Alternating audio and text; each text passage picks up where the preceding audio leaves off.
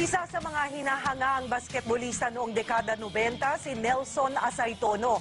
Halos lahat ng award sa PBA, puwera lang ang pagiging MVP na iuwi niya.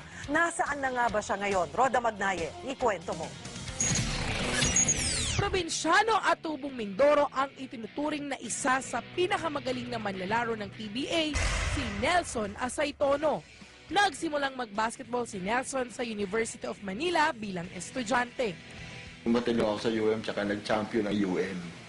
Wow! 10 pesos lang. Taong 1989 nang makapasok siya sa Pure Foods. Dahil sa kanyang bilis, taas tumalon at lakas magdang, tinawag siyang The Bull. Kaya ang ilang PBA players asar daw sa paglalaro niya.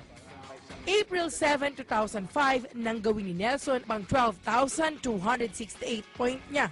Pang-pito sa may pinakamaraming nagawang puntos sa PBA.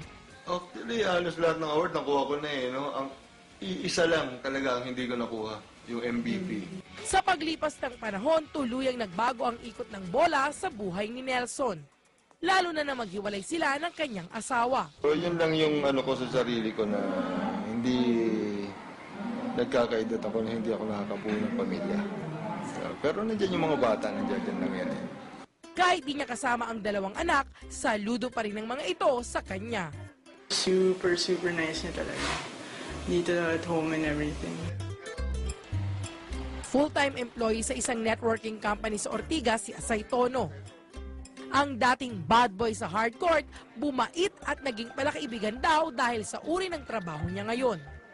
Tsaka nakikita ko doon sa ibang tao na hindi nga kilala, nakakakuha sila ng customer nila. Sabi ko, ako pa kaya na, ako na yung tinatawag, ako na yung linalapitan. So, mas madali akong makakuha ng tao. Pero aminado si Nelson na namimiss niya ang pagbabasketball. Kung tatanungin mo kung namimiss kong basketball, sobra. Kaya lang, hindi na natin pwedeng ibalik yung kahapon eh, di ba? Na-foul man sa ilang aspeto sa buhay si Nelson The Bull Asaytono, tuloy pa rin ang pagsugod sa mga hamon tulad ng isang toro. Roda Magnaye, News 5.